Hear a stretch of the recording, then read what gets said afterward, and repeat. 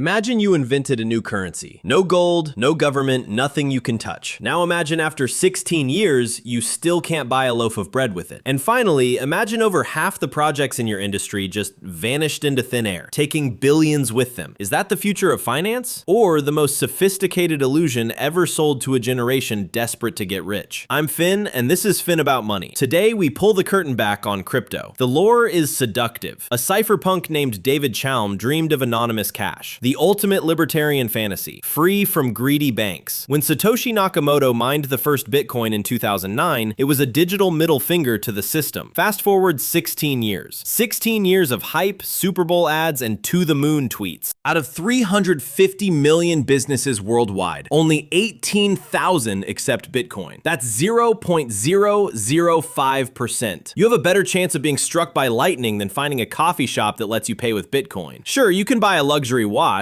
but those businesses don't hold Bitcoin. They convert it to dollars instantly because they don't want to be stuck holding the bag. Using Bitcoin as a currency is like mowing your lawn with a pair of scissors. Is it possible? I guess, but why would you? So if it's not a currency, maybe it's digital gold? Except gold has 5,000 years of history. Bitcoin is a string of code. Its volatility is 60%. The stock market averages 15. That means it's 4 times more volatile. That's not an asset, that's a heart attack waiting to happen. Warren Buffett called it rat poison squared. Jamie Dimon called it a pet rock. And they're right, it's a speculative pet rock people think will make them rich. But for every story of the guy who made $1 million, there are 10,000 stories of people who lost everything. CoinGecko tracked over 7 million coins since 2021. 3.7 million of them are now dead. Gone. Zero. Over half. If a casino told you you had a coin flip's chance of your money evaporating, would you sit at the table? The industry invented stablecoins to fix this. Enter Terra and Luna, an algorithmic miracle that would stay tied to the dollar forever. In May 2022, the algorithm failed. $45 billion evaporated in 1 week, one of the largest wealth destructions in modern history. So if the coins themselves aren't safe, surely the exchanges are safe, right? FTX wasn't just an exchange, it was the face of legitimacy. Super Bowl ads, Tom Brady, a stadium named after them. Sam Bankman-Fried was hailed as the next Warren Buffett, the white knight of crypto. It was all a lie. FTX was stealing customer deposits and funneling them into a hedge fund, gambling with people's money. When the music stopped, there was an $8 billion hole. The guy who cleaned up Enron said, "Never in my career have I seen such a complete failure of corporate controls." Meme coins, Terra, FTX. This isn't a collection of isolated incidents. This is the architecture of the industry. It's a graveyard of hype, scams, and bankrupt dreams. And yet, after all of it, crypto is still here. When you strip back the onion, when you peel away the jargon, all you find is greed in a new costume. The community always asks the same question: how could this happen? But it happens because the system has no rules. The crypto industry is a digital mirage. It looks solid from a distance, but the second you reach for it, it disappears. Look, I know what some of you are thinking, but Finn, blockchain technology itself is revolutionary, and maybe it is. Maybe the underlying technology has potential for supply chains, for digital identity, for all kinds of things. But let's be honest about what the crypto industry actually is right now. Not tomorrow, not in theory, right now. It's a casino. It's a roulette wheel surrounded by Discord servers, influencer shills, and people praying they're not the ones left holding the bag. The same pump and dump schemes that have existed for a century, except now there are no rules, no oversight, and anyone with a smartphone can play. I don't say this because I don't understand crypto. I say this because I do understand it. I've watched the cycles repeat. Every few years the hype returns. New people pile in. The same promises get recycled. The same insiders get rich. And the same retail investors, regular people just trying to build a better life, get absolutely obliterated. The market cap hits trillions. The headlines scream about a new era. But look closer. Who's actually making money? It's the early insiders, the exchange founders, the venture capitalists who bought in before the hype. Everyone else? Their exit liquidity. And here's the irony that gets me every time. Whenever something collapses, and something always collapses, the community says the same thing. How could this happen? In an unregulated, anonymous industry built entirely on trust, how could this possibly happen? I mean, come on. You don't build a financial system on trust. You build it on regulation, on transparency, on accountability, on things you can verify. There's a difference between investing and speculating. Investing is buying something that produces value. Speculating is betting someone else will pay more for it later. Crypto isn't investing, it's speculating. And speculation isn't wealth building, it's wealth transferring, from the latecomers to the earlycomers. So where does that leave us? After all the hype, all the collapses, all the people who lost everything, where are we really? The real economy doesn't run on blockchain. It runs runs on roads and bridges, on factories and farms, on businesses that actually produce things people need. It runs on people building things, creating value, serving customers, not on hoping the next guy pays more for your digital token. I'm not saying you can't make money in crypto. People make money in casinos too. Some people walk out winners, but the house always wins in the end. And in crypto, the house is the insiders, the exchanges, the early adopters who sold you the dream while they were cashing out. I make this video not because I enjoy being negative. I make it because I've watched too many people lose money they couldn't afford to lose, chasing a dream that was never real. The crypto industry sells hope.